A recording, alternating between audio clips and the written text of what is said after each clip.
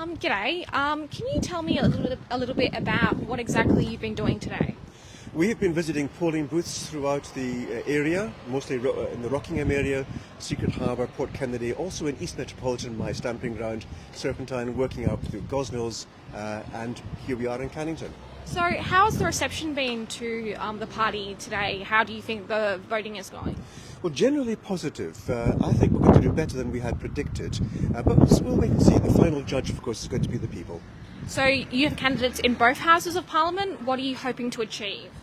We've got both houses, so we've got over half of the seats in the Assembly are being contested just now, and in the upper house, of course, it's a single state, so we have 8 candidates for that, and we're hoping for 3, maybe 4 if lucky, but if only 2, well, we're maintaining our place.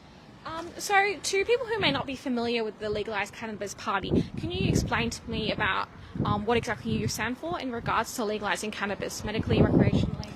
Well, we stand for truth, for freedom and for growth in all the aspects of growth, because the cannabis itself represents how the government has lied to us. Quite apart from the health benefits we've got from using it, and recreationally, I think it's a lot safer than alcohol. Why not treat this like grapes or tomatoes? Grow this in your backyard if you want to use, and you use responsibly. People say cannabis is dangerous. Well, if you want to abuse it, you can, but it doesn't kill people like alcohol does. So we're looking for an equal playing field for cannabis along with the other recreational drugs as well.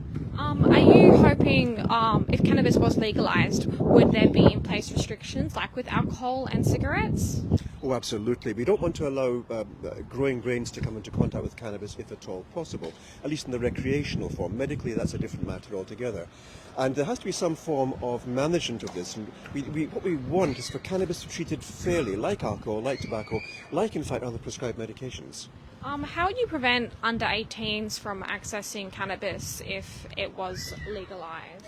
Would that be I vividly recall as a 16-year-old looking to get into the bar to get a pint of beer. But then again, when I was 4, my parents would share a bit of alcohol with me as well. That's the way it was in those days.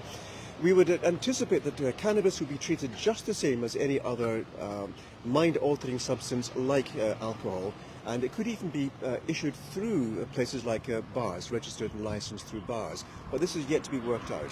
What we do know is that keeping young people safe is a very important part of our platform. if people are growing it in their backyard, how would there be some sort of regulations in place? Or?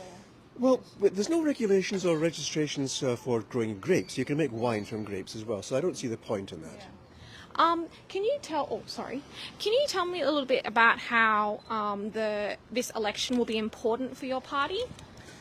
We're marking, I think, an important phase in our party. To have a minor party elected into Parliament is quite big. To have a minor party re-elected is even bigger.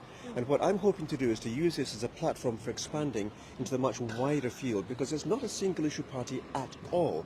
It affects a wide area of need in our people. We need to actually help to support the people of our state, and our party is there for that. Can you explain to me about this wider area?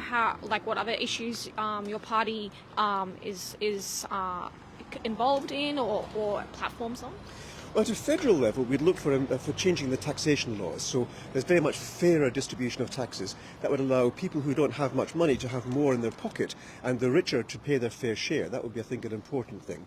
At a state level, we're looking here at how can we help with the cost of living crisis if we're going to actually redistribute the funds obtained by registering and legalising cannabis. That would be an important thing.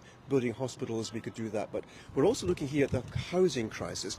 There's a house we could build right now, put together by teenagers, clicked like a Lego brick, with hemp in the middle of that, and you don't have to heat that or cool that house. It's built cheaply, it's built safely, it's built environmentally friendly, and we can do it right now, and we'd like to do that as well. A wide range of other aspects as well. The health system, for example, needs to be revamped.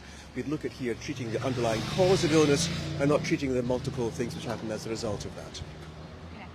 Is there any major statement you'd like to give to the big parties or to the public? Well, the first thing I'll say is that the major parties, if you vote for this side or that side over the last 50 years, are we actually any better off? And I'll put it to you, no. We can't yet, so with one wage, afford to buy a house. It's not possible now. So we've actually gone backwards over the 5 decades. And if you vote for the same old two parties, you're going to get the same old. So I'll be asking people, think differently, vote differently. Anything else to add, or do you think we've kind of covered it all? Oh, look, there's so much more. I think the first thing I would say about this is we need to actually think with critical thinking faculties, and that means we need to address the education system. And secondly, that people need to come away from following the oligarchic control of our mainstream media and realise that we're being lied to. And we need to actually realise that the information is not just what the oligarchs want us to have, there's much more out there. So open your eyes, open your ears, listen and think differently. Thank you very much.